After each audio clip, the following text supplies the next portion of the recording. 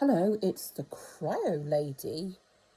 So today I'm going to tell you, I'll ask you what you think as well, but I'll tell you what I think.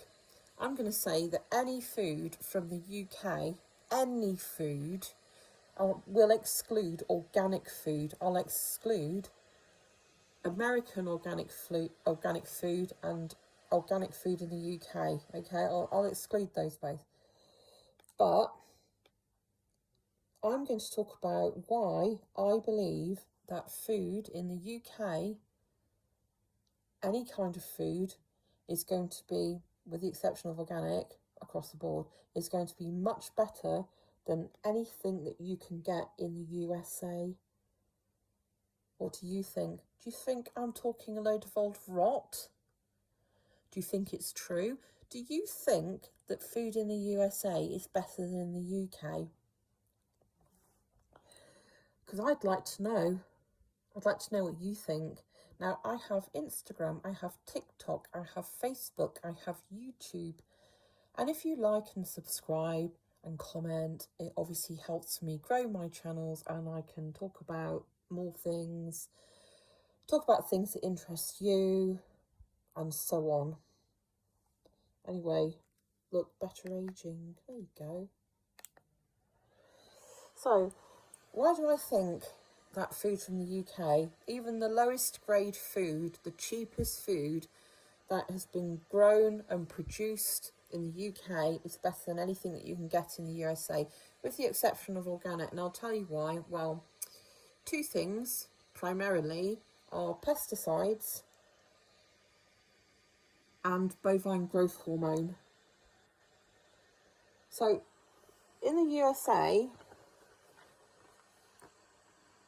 they widely use pesticides that are banned in the UK and are banned in the EU. And the reason why they're banned is because they contribute to, in certain cases, they contribute towards developmental and reproductive, or they cause developmental and reproductive toxicity. And that would be phorates, widely used on crops. They also, phorates will also affect pollinators. So it will kill pollinators, bees, anything that pollinates. And that is totally essential to the ecosystem of any country. It doesn't matter, you can wave your arms around, but did you know that? Did you actually know that? The other thing as well is growth hormones. So growth hormones are widely used in cows. Why? Because primarily they're used to increase milk production in cows. Now, obviously, growth hormones are going to leach into the milk, okay? And that's been proven that they do leach into the milk, okay? So when you drink your American milk, when you're at McDonald's having a milkshake, or anywhere else, you're buying your big cartons of milk and pouring it down your children because you think it's healthy for them, they're most likely getting growth hormones in the milk, okay? And that can lead to growth in tumours. It's been shown to contribute, in studies, it's been shown to contribute to breast cancer, prostate cancer, and colorectal cancer. The other thing as well is that when you're forcing a cow to produce more milk than they naturally would, it leads to the cow having more infections. So that's called mastitis. Infections in the udders, it's called mastitis. So that has to be treated by antibiotics. And guess what? Yes, those antibiotics also leach into the milk.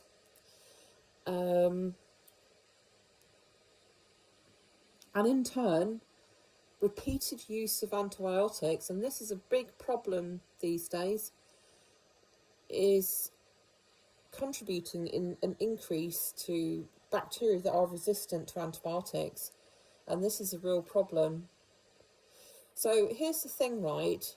That cow that I'm talking about, what's it eating? Guess what it's eating? It's eating crops that have oftentimes also been genetically modified, right? But the other thing as well is that if it's not doing that, then it's eating crops that have been sprayed with pesticides. Things like paraquat, which are very hazardous, they're highly hazardous. Okay, what else? I'm just trying to look at what else we've got. Chlorpyrifos, neonicotinoids,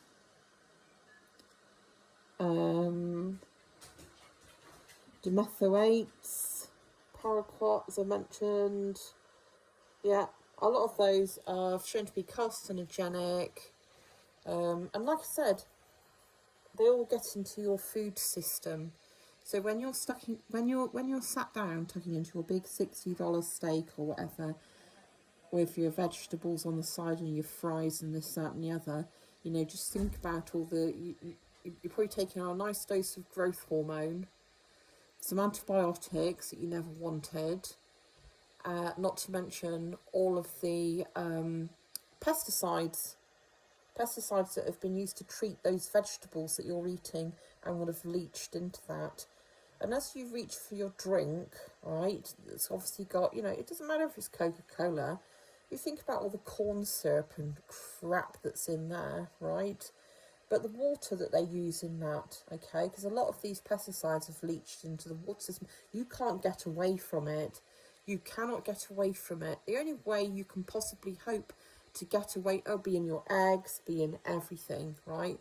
When you keep picking up your big slabs of chicken that you think, oh, this is a bit of a bargain. Ever wondered why that's so big? The massive cuts of meat. Ever wondered why that's so big? You have to be, you know, so I don't want to, if I was to go to America, and I have been, I didn't know back then, but if I was to go now, I'd really just try and eat organic food. I mean, organic meat's really expensive. It's expensive in the UK, but I do buy organic meat and I buy organic vegetables, but I just eat less meat, really. More vegetables, which is obviously better for you anyway. But yeah, so even the cheapest, nastiest pie that you can get in the UK, or the cheapest hot dog, I mean, we know what they're made out of. What's it? Lips and snouts, you know? Is going to be much better for you. The cheapest low-grade hot dog that's been made in the UK or the EU is going to be better than your $60, $70 big fat juicy steak. It's still going to be better for you.